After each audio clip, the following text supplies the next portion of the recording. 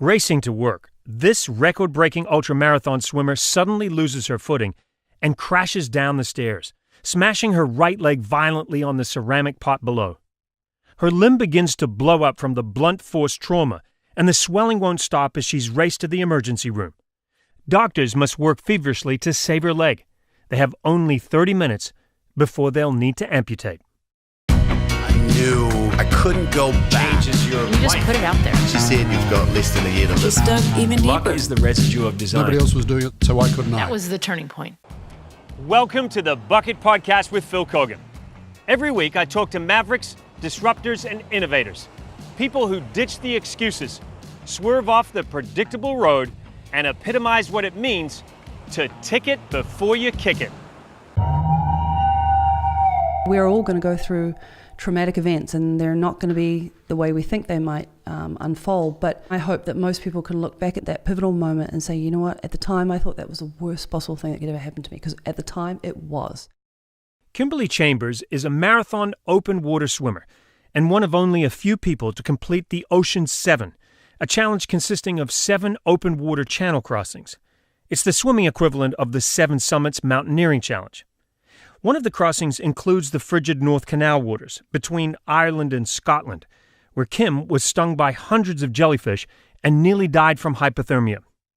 In 2015, she became the first woman to swim from the Farallon Islands to the Golden Gate Bridge, a distance of approximately 30 miles, which took 17 hours in shark-infested waters.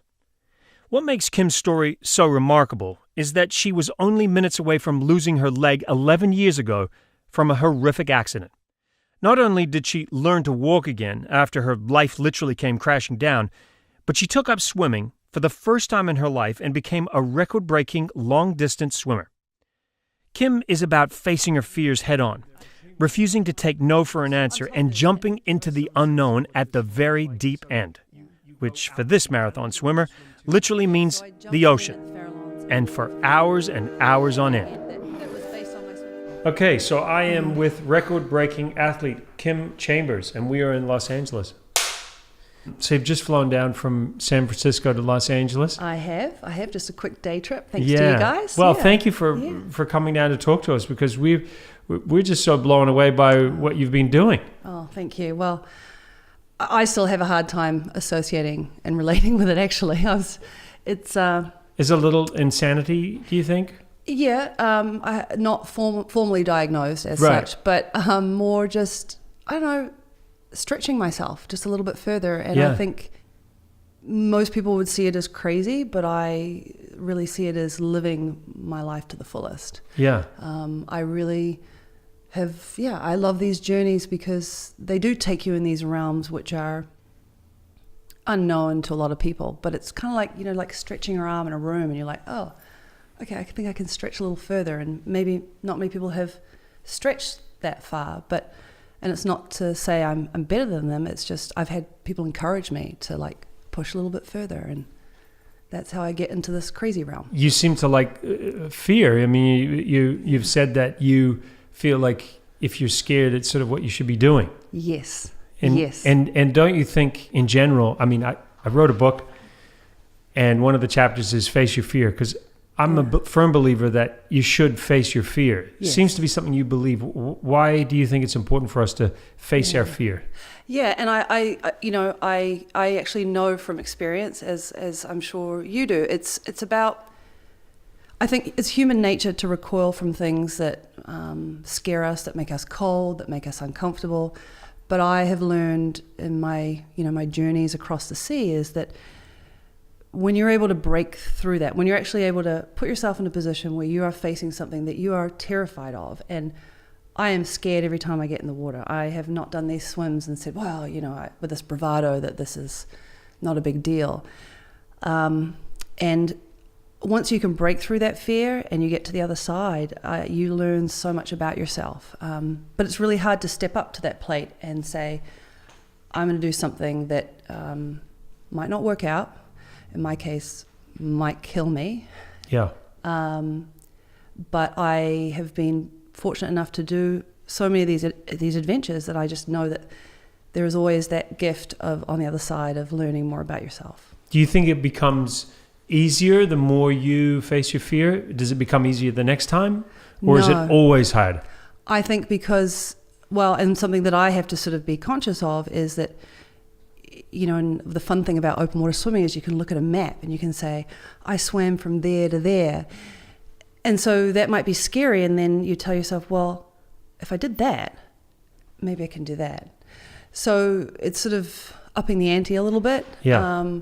But not through having any death wish, not through wanting to do something that's irresponsible. It's a very calculated risk. Yeah. If that makes sense. So I wanted to talk about the Ocean 7 because I hadn't even heard of the Ocean 7 until I started reading about you and your life. And you not only completed Ocean 7, but 7 other ultramarathon swims all around the world, including the first New Zealander, third woman, and 6th person to complete the North Channel swim. So extraordinary achievement. But what is this Ocean's 7 swim? What is this? So the Ocean 7 swim is a challenge. It's the open water swimming equivalent of the 7 summits of mountaineering. So the 7 summits, you climb the highest peaks on every continent around the world. Well, these swims are designed to test the athlete, warm water, cold water, different types of wildlife. So what's the history of it? How far back does it go? A gentleman by the name of Steve Minatonis, who is the guru of open water swimming, he created this challenge because he wanted something that would really tax each of the athletes in different ways, and he is a very accomplished swimmer in his own right.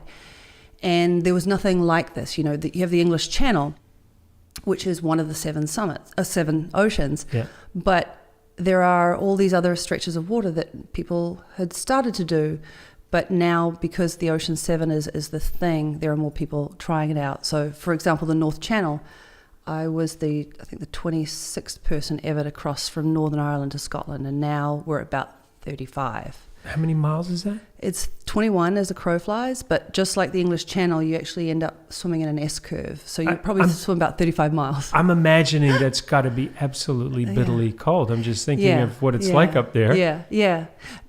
So I've been in America for too long, but 53, 54 degree water, which I think is 14, 15 Celsius. That's cold. But we train for it. So, if I got in the water right now, I wouldn't be able to swim it. We prepare our bodies specifically for these swims. And one of the many things I love about this sport is if you put the top marathon swimmers in the world in a lineup, you'd never pick them to be these athletes who are able to achieve things that we didn't think were possible. Well, like if you look at the physique, say, of Diana Nyad, right. And what an extraordinary swimmer she is, you realize just how tough this person is as a human being. Yeah. And I've seen her swimming alongside Olympic male athletes who have this big, with the big lats and everything, and she will swim them out of the water, literally. Right. Yeah, no, it's amazing. You look at the triathletes and that they have all these sinewy muscles and, they have 6-packs. Yeah. Marathon swimmers don't have 6-packs. But we do train very, very hard. And, I love sharing my story, especially with young girls because of body image issues. And I have come to learn and to appreciate my body as this vessel, and it has to be as seaworthy as possible. And so for this vessel, for this body to get me from England to France across the English Channel, I have to make sure that it is as sturdy as possible. And that involves putting on weight, which is kind of fun. Did I read you put on 65 pounds? 65 pounds. 65 pounds? 65 pounds. How do you go putting on 65 pounds? Oh, let me tell you, Ben & Jerry's. Really? No. I mean, it's got to be more than, you're not just putting on body fat, right? I mean, muscle as well? Well, muscle weighs more than fat. So you have these big, bulky muscles. I mean, I have 2 sets of wardrobes. Like right now I'm in my non-marathon swimming wardrobe. But my other wardrobe has a lot of black, a lot of long sleeve. Although there was one point when I was in the office and I put my hand up to fix my hair and I had this Incredible Hulk moment. It went just ripped. Oh yeah, you get you're like a Russian weightlifter. You really have 2 wardrobes. I do. How do you? I'm just trying to think of what that's like to be 65 pounds heavier and then. There were times when I became very, very self-conscious, of course, because you know that's really, and it's not healthy. I'm sure any nutritionist would say, to increase weight like that, and then you lose weight during these swims. It's very taxing on the body. But there's also a concept called, brown fat. So in your body, through exposing yourself to the cold, and Wim Hof, the gentleman who sits on the ice, Iceman, the Iceman. Right? Yeah. So there is this theory, and that when you expose yourself to cold conditions or cold water, you develop what's called brown fat, and it materializes around your organs. So we're all here for survival. So even though we're doing these things where our body's saying this, no, we should not be doing this, danger, danger, your body has this amazing ability to adapt. So it actually develops brown fat. And if we go back to science class, which I had to go back to and double check, I think it was in Form 3, it develops heat because it has mitochondria in it. So you have this exposure to the cold, and then you put on weight as bulk, and that's your white fat. So we call it bioprene, like the wetsuit athletes Like have the neoprene. neoprene, It's yeah. our bioprene. You have the Yeah. All right, so go back to the Ocean 7 Yeah. swim now. So the one from Northern Ireland to Scotland. Yep. Then you said the English Channel. The English Channel, yeah. And The Cook Strait in New in Zealand. New Zealand, which reputedly is the roughest stretch of water in the world. I had dolphins escort me, and I mean, they were close as you and I are, and I was like trying to grab onto their dorsal fin, but then I was like, no, it can't be an assisted swim. Is this where you were squeaking and they were squeaking, or they were squeaking and then you squeaked back? Well, to be fair, they squeaked first. Right. They made the first move, And then you started I squeaked squeaking. back. And I'm to this day, I do feel like there was a reciprocal communication. Well, and you felt safe in the water with them being there? I did. In all seriousness, it was just like the cavalry had arrived, and I was Yeah. like, oh. But so that's three. So then another one? Molokai Channel, from Molokai to Oahu. Yeah. So it's the Molokai Channel They in have Hawaii. they have the paddling championship every year. They do, and that's a very, very rough stretch of water. There are tiger sharks that frequent that stretch of water, and Portuguese man-o-war jellyfish. And I jumped in at Molokai at 8:30 at night to swim towards Oahu. And a lot of people say, well, why do you just jump in at night? And all of these swims are based on the movement of the water and your swim speed. So you always want to be approaching land on what's called a flood, so an incoming stream. Coming on an tide. And that is only every 6 hours, so you want to time it right. Yeah. But the conditions deteriorated so much that I had 25 knot winds. The most you want in a solo swim is 8 to 10 knots. So you just all these waves are just pounding you. You're swallowing water. You get sores around your mouth and Well, not until later. Your lips like blow up because of the salt. I looked like I had some terrible plastic surgery. Then there is Tsugaru Channel, which is between the northernmost islands of Japan, from Honshu to Hokkaido. And I swam there shortly after the Fukushima disaster, which, note to self, probably not a good idea. Not a good idea. Well, it's such a mental exercise, meaning it's so much mental, right? You know how to swim. Yeah. A lot of people know how to swim. Yeah. But it's just putting your mind into that place to say, I'm going to swim from here to here. It's a tremendous distance. Yeah. I'm going to suffer. Yes. There's no avoiding it. Yeah, you're willingly putting yourself in a situation where you're a ticking time bomb for hypothermia. You're going to hurt. I cry. I vomit sometimes. So it's not a glamour sport. I mean, some people listening might go, okay, why? Like, yeah, many reasons why. It's really, when I said, stretching yourself, it's about putting yourself in a situation where you get to learn more about yourself. And also, I am the first to say I didn't do any of these alone. So there's also been these wonderful gifts of the human spirit of generosity, of teamwork, which is amazing. And my mum from New Zealand, she's been on the boat, and for a mum to cheer for me, for her daughter who's in a situation which is a little precarious is a big deal for me as her daughter. So the Japanese stretch of water, and then where's the other? Where are the others? So then Spain to Africa, Strait of Gibraltar. Oh. So Spain to Morocco. Ooh. And that's a very, very busy stretch of water. Also there's the water rushing in and out of the Mediterranean into the Atlantic right there, and it's so turbulent water. Very turbulent water. You've got a lot of boats. You're the only swimmer out there for all these swims. So these are not competitions. Oh, you're the only swimmer out there? Of course. I mean, who else would be out there? Oh, just out for a swim. I'll see you in Spain. Yeah.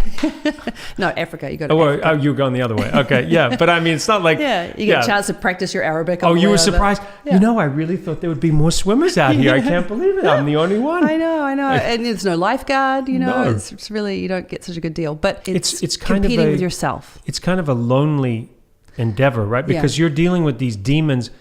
And again, I was exposed to the swim that Diane and I did, and just listening to her, and she's talking about the fact that for so much of it, your head is down in the water, and every now and again you're looking up to breathe. But just the idea that you're so in your head by yourself. Yeah. So even though you know the support boat is just over there, there's a lot going on in there. It's a very vulnerable experience, and you know there are specific rules with these swims, so you cannot touch the boat at any time.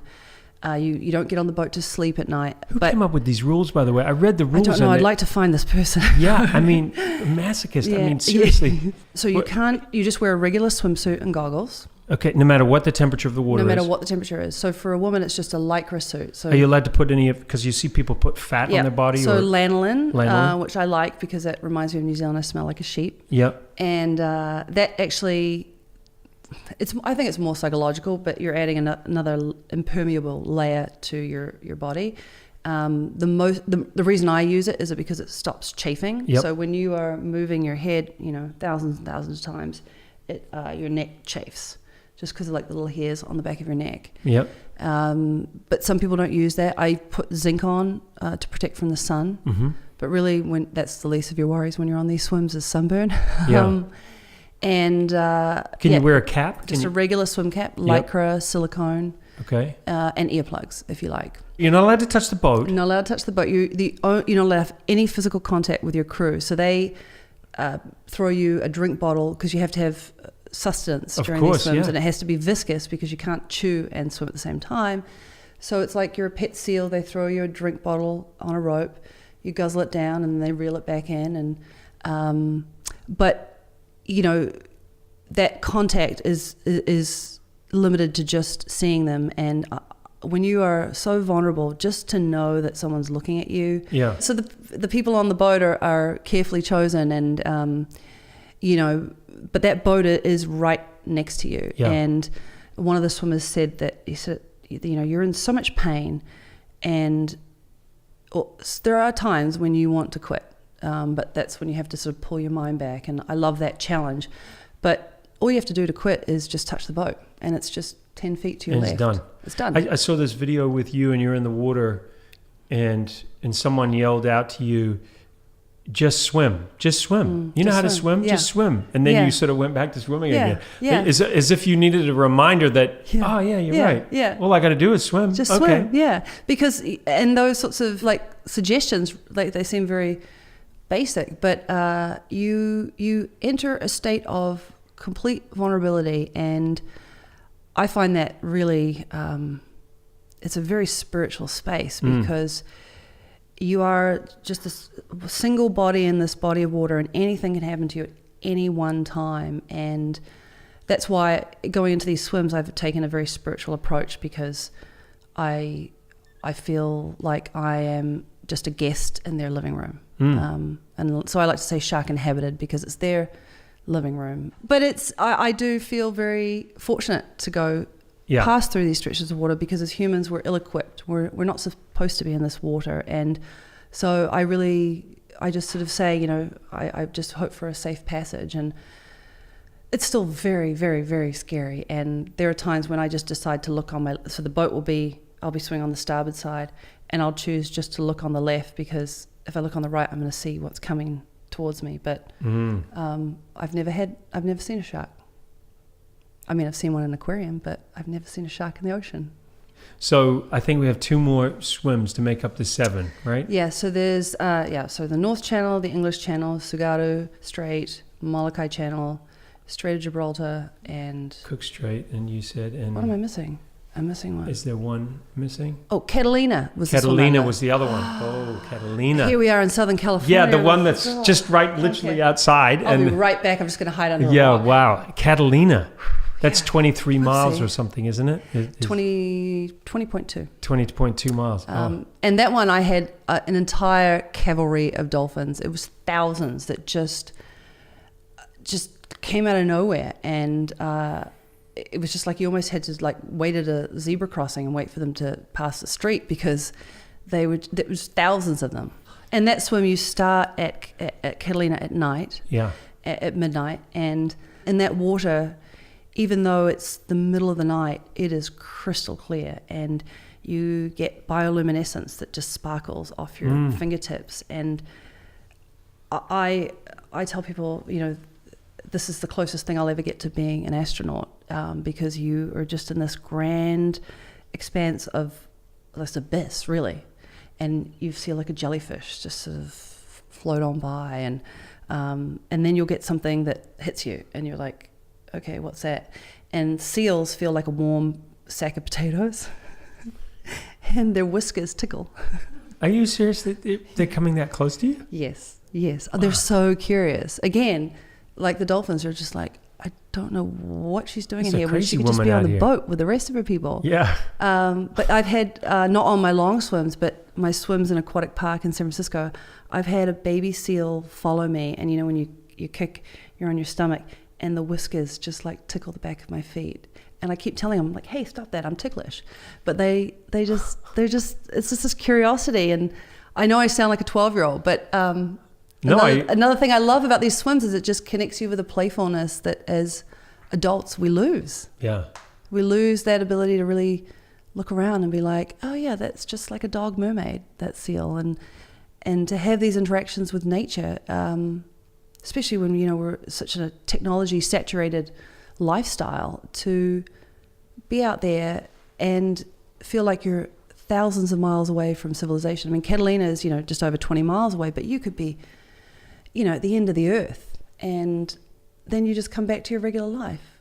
And I love it because it's this sort of explorer lifestyle, you know, a la 2018. And all of this might never have happened if it wasn't for a pivotal moment in your life where you almost didn't have a life. I mean, right? Here I was rushing to a job that I really wasn't into.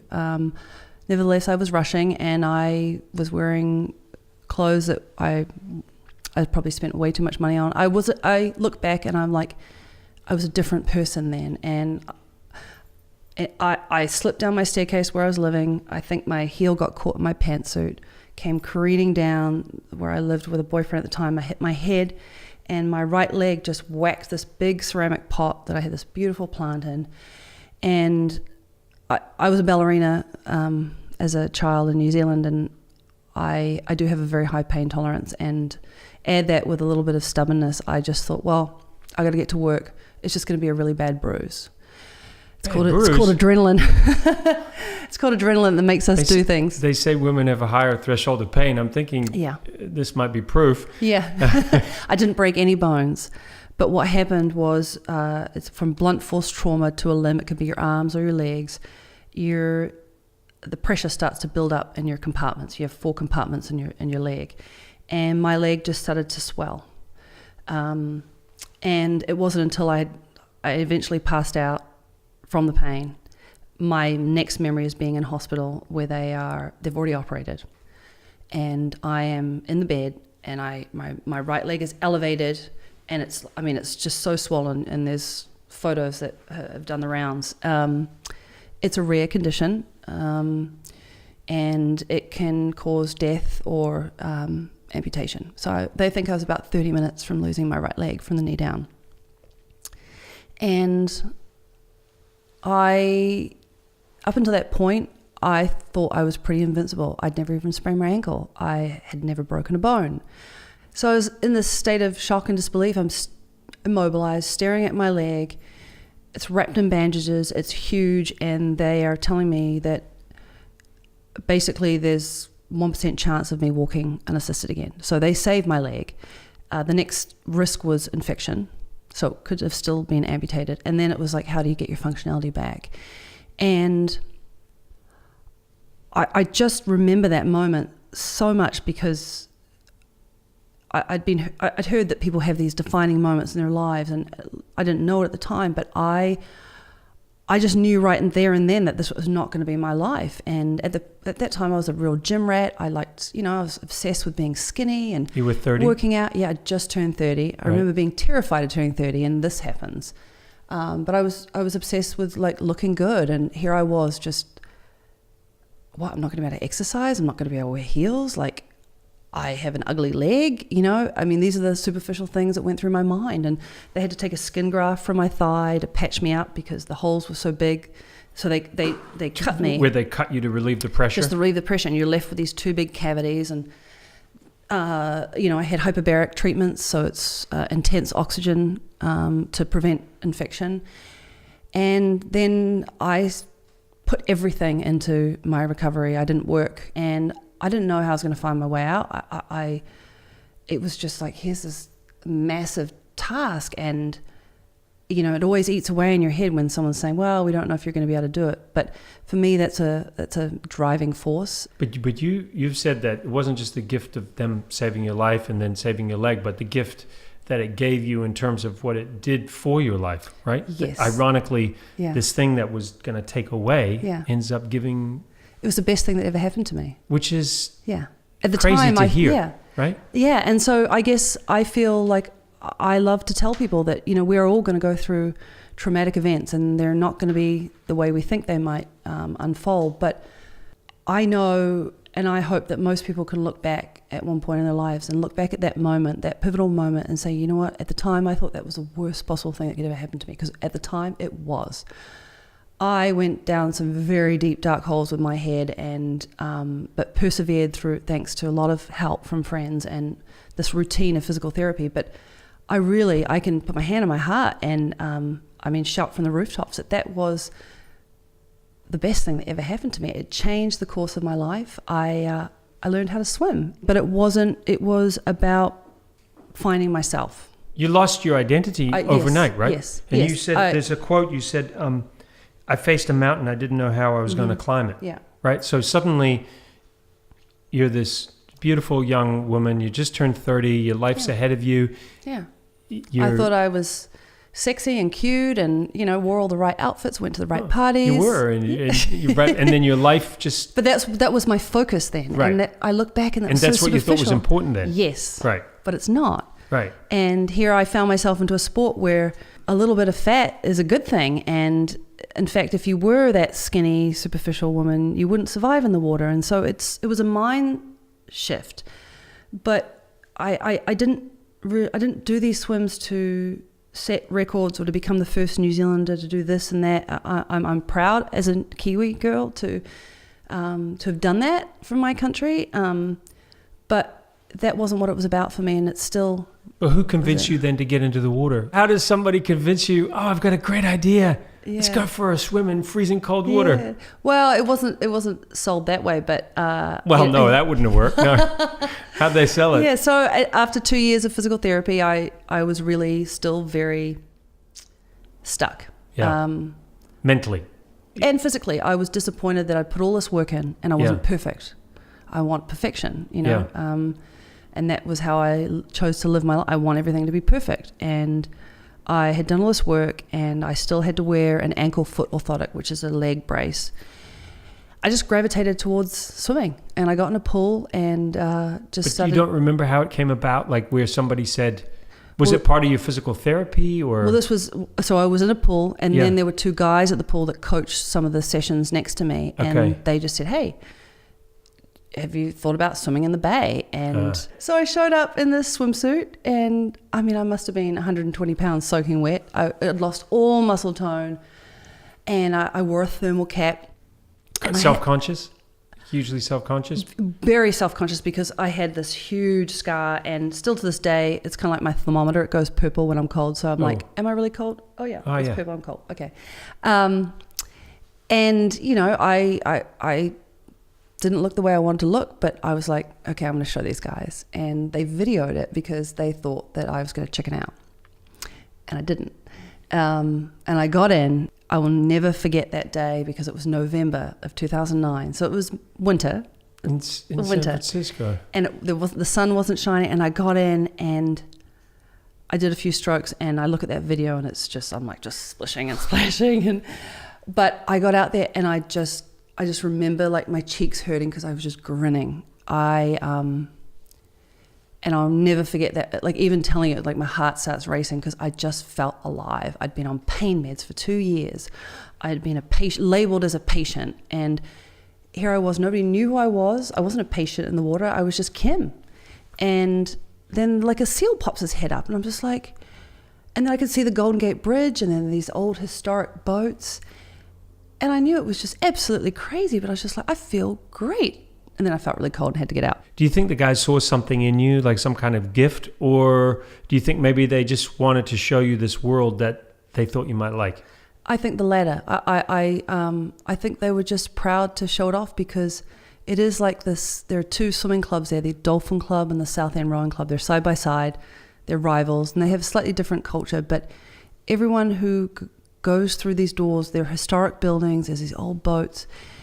I tell people it's like the secret society of adventurers, and everyone has a job. They're a judge, they're a teacher, they're a plumber, construction worker, and that doesn't matter. But it's just sort of, they were like letting me through the secret passageway into this wonderland, and they were so proud to show me. And then I guess I didn't realize, but I was hooked, and I began swimming in that bay every day. And you know, it's a cross-section of society. There are 80-year-olds that get in the bay. There's a woman named Mimi Osborne. She's 81, 82, and she just saunters on down to the water. And I tell you, everyone can tell you they're cold when they get in, and they're always questioning, like, ooh, should I be here? When Mimi blasts past you, you're just like, oh, shoot. No excuses. Yeah, I have to get in the water. And she never hesitates. She just, like, saunters on through. And I really believe it keeps a lot of those old people young, and it's wonderful. So it's just this community that's so special, and I think they just wanted to share it. And I'm grateful they did. It is another world. But this is the quote you said.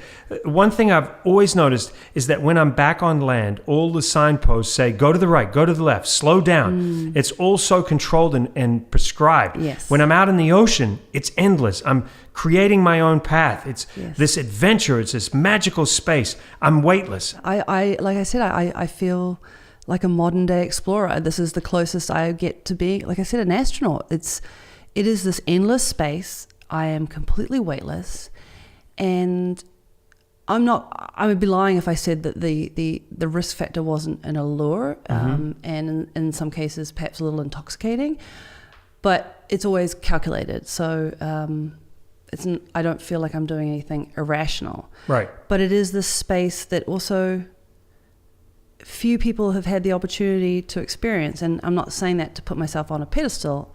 I'm saying that I feel honored to have experienced that. So I always feel like it's a duty to come back and give my report, and tell people that the space exists, like it really does. And, to have seals and sea lions swirl up around me and pop their heads up and just sort of look at me and know that I'm a friend. I do maintain that I am like everybody else, because we can all be the best versions of ourselves. It just takes someone to believe in you, and it takes a community to rally around you. And the great thing about these clubs is no one ever questions your idea. It's always like, that is a great idea, even if it's absolutely nuts. They're like, that's a great idea. Because Can of I the help? mindset of the people. Yeah, because it's going back to that like stretching. You're like, oh, I can stretch a little bit further and look at that. And I wish that for everybody, because as we get older, we become very stuck in our ways, and I'm guilty of that myself. But we forget to grow. We forget to try something new. To be children and use our imagination. And yes. When you start swimming, in the beginning, it's just recreational. You're just doing it to get fit. You feel alive again. When do you decide, I want to try something a little further? I want to push myself. I want to reach out a little bit further. When did that happen? Well, at these clubs, they have the largest number of English Channel swimmers in any club in the world, both these clubs combined. And I started to put faces to the names that were on this board in one of the rooms. Hall of Fame. All the names, English Channel. And I was like, that's John just standing next to me on the guy beach. that I swim with every Right, day. and these became my superheroes, and I just wanted to be like them. And I didn't really, there was no sort of initial plan. It was just, I just want to feel what they got to feel. And so I started off, and my first open water swim was from Alcatraz to San Francisco, and we did it on my 33rd birthday, and we called it the first annual. So it is possible to escape from Alcatraz to San Francisco. I do think they escaped. Yes. Do you think they escaped? Yeah, I think they did. Okay. I think they did. I just wanted Is this to the check. History Channel? Oh, yeah. So it is possible. I think it is. Because I've been out to Alcatraz and on the boat. Yeah. And when you're going out, you see the currents are swirling all over the place. Yeah. They're incredibly intimidating. Yeah. But we work with the currents, and also so you want to go across when it's sort of slack, which is the pause between the ebb and the flood. Or else you sort of get pushed north and pushed west. So when the tide is, it's half tide. Neutral tide. Yeah. Okay. So I think it's possible. They were pretty motivated to get out of there, and I can tell you, when I've been in the water there are days when you're pretty motivated to get across because you're like, I want the shower and I want the sauna. Yeah. But I did that on my 33rd birthday and called it the first 33rd. Yeah. Called it the first annual Kiwi Invitational Escape from Alcatraz. Okay, nice. And we had how's that going, by the way? What's the membership like? one party of one. Party of one. But there are people that swim. There's a woman who's swum Alcatraz over 1,000 times. Okay, so you do that swim, and you're motivated to do these big swims. And what? It just one goal leads into another. You just get sucked up into it. Yeah, it was just like, well, I did that. Maybe I'll do this, and then I'd done a few of these Ocean 7 without really realizing, and so I was like, okay, I've only got a few more to go.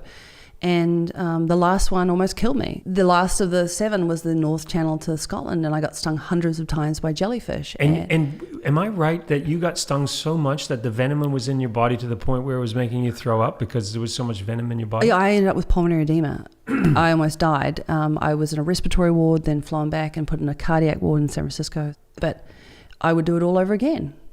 I would do all over. You're a little nutty, you know that? I mean, in a good way. We love having people like you on the planet, but you are a little insane. But I wasn't like this. I wasn't born this way. Well, maybe you were, and you were just suppressing it. Yeah, I don't know. I'm still learning, and I'm not done. And then there was a swim from the Farallons that I wanted to do. Yeah, now this swim from the Farallon Islands. Look, I think it's 10% of all shark attacks in the world are attributed to this area around the Farallon Islands. And these are these islands that are off the coast of California or San Francisco Bay, and then this is a breeding ground for sharks. This is for great whites, not just sharks or sharks, as they say in America. Sharks, as we say in New Zealand. But we're talking a breeding ground for sharks. Sharks, and you decide you're going to swim from these islands. What on How much earth? time you got? And this is a swim that very few people have done. Yes. How many people on the wall at your swim club have done this? There's four people in the world that have done it. 3 men and myself. 4 people in the entire world. Yes, and the first person by the name of Ted Erickson, he did it in 1967, and he lives in Chicago. And didn't he try twice in 1966? Yes, he did. And he failed twice. Yes. So he went back. And he goes back a third time in 67. Because he knew what it was all about, he said. He knew but he didn't. Well, didn't I read that he didn't even know that there were sharks out there? But they had a shotgun on his boat, and I love sharks. I think they're beautiful. They're apex predators and they're part of the ecosystem. But back then, it was like, wow, you just shoot a shark. So he went back and finished it, and he said, I had unfinished business, and I think all of us in that community can relate to that because you have to go finish what you started, and it's for you. And he finished it. So that was in 4 people on the planet have swum from the Farallon Islands. Yes. You being one of them. The only woman. Well, but just the fact that you're in this group of 4 people, regardless of being man or woman, whatever, human beings on the planet. I mean, more people have walked on the moon than have swum from the Farallon Islands back to San Francisco. Think about that for a second. And then you had a training partner who was sort of like your lead swimmer. What was he your trainer or? Just I trained with him, Simon Dominguez, and he tried 2 weeks before me and got circled by a great white shark.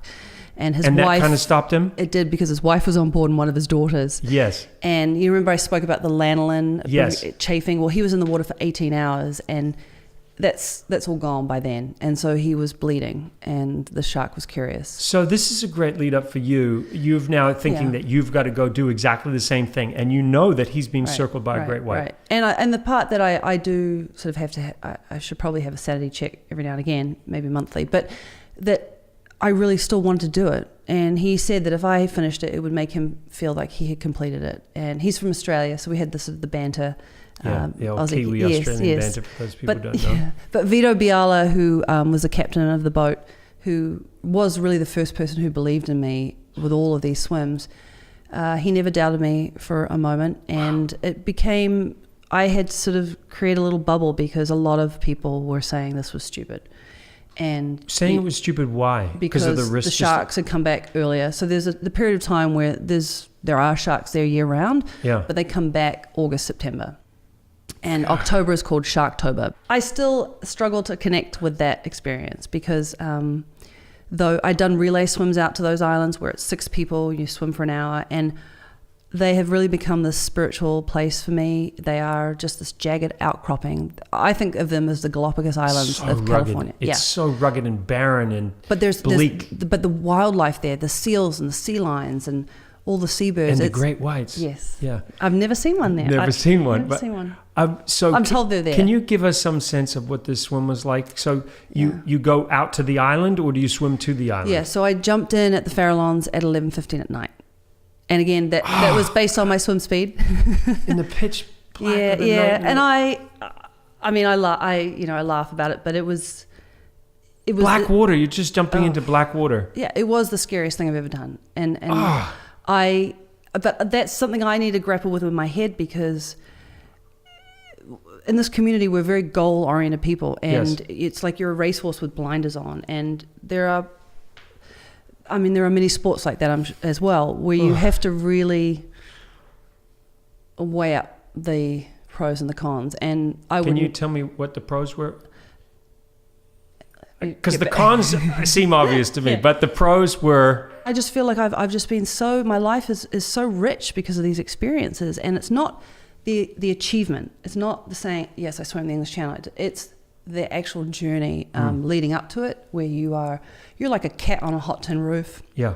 In the days leading up to the swim, and you're so emotional. And then really what I was most worried about was failure. I had made it public. There were news crews. There were people tracking me on GPS Your tracker. mum came from New Zealand, right? She did, yeah. Did she try to talk you out of it, or was she 100% supportive? She was there for me. And I think, again, it's when you set your mind to something, having those people that don't place even a crumb of doubt in your mind. And so I had this group of people that just sort of nurtured me through this journey. But I can tell you, when I was taking that boat ride out, which was about 2.5 hours out there, and you're looking at San Francisco disappear. And you know you've got to swim back that other way. Yeah, and I was most afraid of getting to the islands and what if I can't get in? How embarrassing is that going to be? That's what I thought. Wow. But I remember sitting on the stern, the sort of platform at the back, and I kissed everyone and said goodbye and thanked them. And again, it's like I'm so grateful for all of them. And I didn't do this alone, but I was having this moment where I had my feet up. I didn't want to put my toes in the water, and the water's sort of lapping, sort of invitingly at my toes, sort of come hither. And it's pitch black, and the sea lions, they're sort of barking, and I think they're placing bets as to whether I'm going to get in and what's going to happen. They're just sort of, okay, well, I'll put 100 on that one. And I'm sitting there, and that was the scariest decision I made in my life, because up until that point I could have backed out, but I didn't want to. And then my mum just sort of pops her head over and she's like, well, hurry up then. And I'm like, Mum, I'm having a moment here, please. But everyone was so amped up. It was just like, okay, let's just get this going. But maybe you needed that, right? Like it was just so real. Yeah. I was like, come on.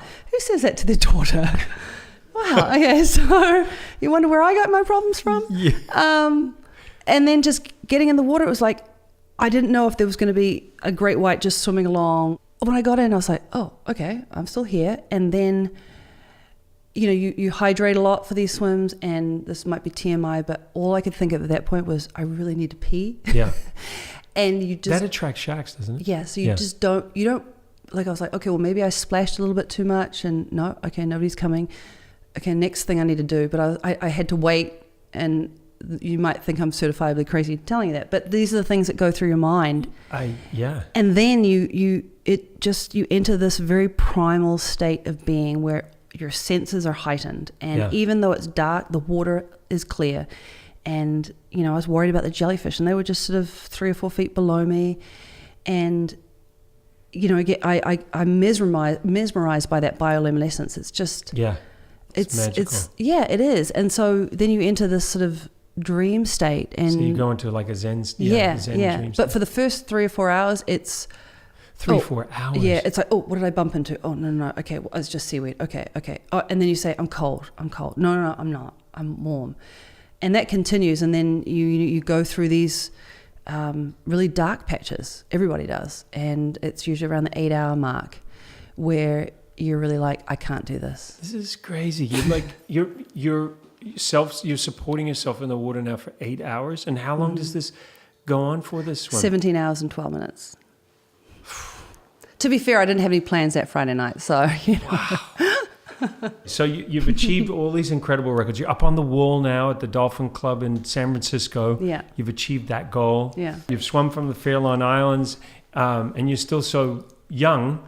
Obviously, you love what you do. So what's next? What do we see from you in the future?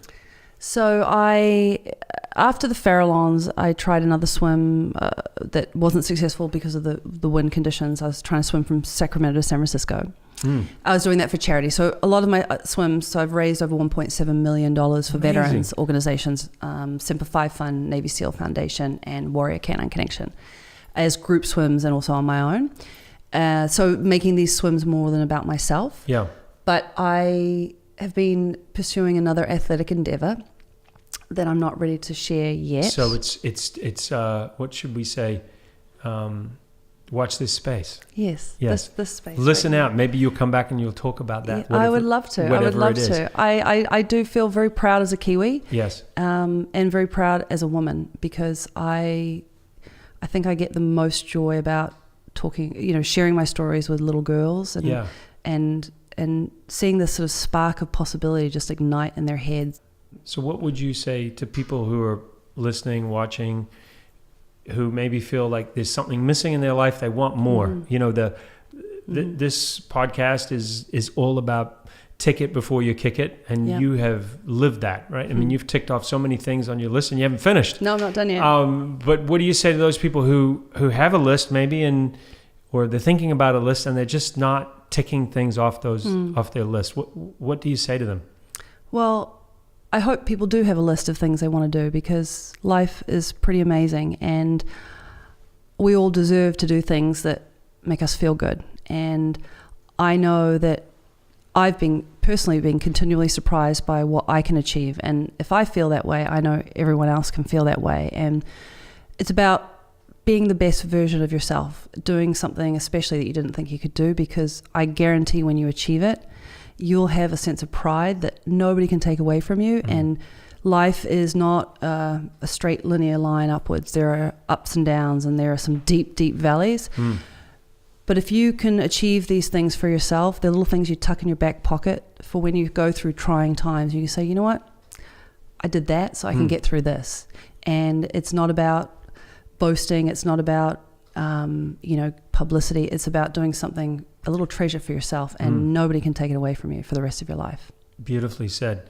And I think one of the things that I've learned also from listening to you is just the idea of taking little steps, one step to another step. The idea that you were open to going down with the guys to have that swim, that you were going to prove to them that you were going to get in the water, and then being inspired by others to take another little step and another step. Yeah. And I was just fortunate to literally fall into a community of people that said yes. And opened, just had their arms open to you and pulled you into their world. Yeah. And like I said, that's my church, but there are people that do go to church, and those are your communities, and those are the people that you can rely on to support you. And so if there is something that you're thinking about doing, find a group online that's doing that.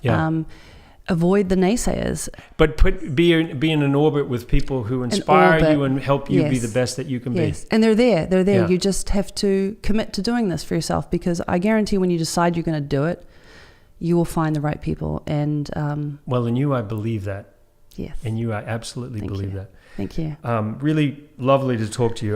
Thank you for letting me talk your ear off. Oh, no, listen, I want to talk to you again with this secret challenge. It's cooking. That's cooking away. Whatever it is that's brewing. I want to hear about it later. Yes. I have no doubt that we'll get you back again and talk. Thank you. So we end the podcast with asking a couple of pertinent questions. Okay. The first one would be a road trip, maybe across America or maybe the length of New Zealand. It could be anywhere. A nice long road trip. Okay. And you're allowed to take 3 companions with you in the car, and they can be people from any time in history, dead or alive. Ooh. And an interesting combination of people that you think would be fun to hang out with and talk with. I think Robin Williams would be one of them. Robin Williams, yeah. Yeah, and just the genius that he was. And also, you always want you always want some humor on a long road trip. Yeah. In case there's these awkward silences. Exactly. Gertrude Adderley, so she's the first woman to have ever swum the English Channel, because she paved the way for female marathon swimmers. She wore a wool suit and she had duck fat on her, and I can't even imagine the obstacles that she had to endure. And the other person would be Andy Warhol. Oh. I'm a big fan of his artwork, and again, another person who has faced challenges, and he articulated them in some healthy ways, some unhealthy ways, but geniuses and people that I hope we would continue to see. So a very eclectic 3 people. Yeah, I think it'd be an interesting conversation. Yeah. And And then your last day on Earth, if you knew you had your last day on Earth coming and you could plan it, what would you do? I'd probably be drinking champagne at the Farallons while dipping in my birthday suit with the seals and sea lions. Wow. Mum, I hope you're not listening.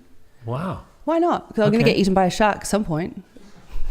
Then You'd that's probably my last day. swim it again. Go on, I dare you. Let me take a swig of champagne. Okay. Oh, wait. What? Oh, you got teeth? Okay. You can open this. Open the champagne. Kim, thank you so much. Thank you so much. For It's joining me. Just a delight. Really appreciate it. Proud Kiwi. Yeah, and I'm going to be looking out for this new adventure of yours, whatever it is. Thank you. You can watch this podcast online at philkeoghan.com and let me know what's on your bucket list. You never know. You might be my next guest. Don't forget, tick it before you kick it.